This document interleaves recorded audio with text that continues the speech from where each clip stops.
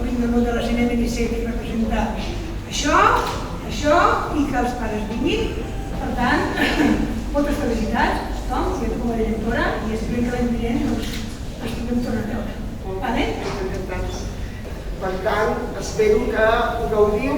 Felicitar els alumnes, els professors i, evidentment, com ens deia Isabel, els nois i noies del nostre conjunt, en aquest cas coral.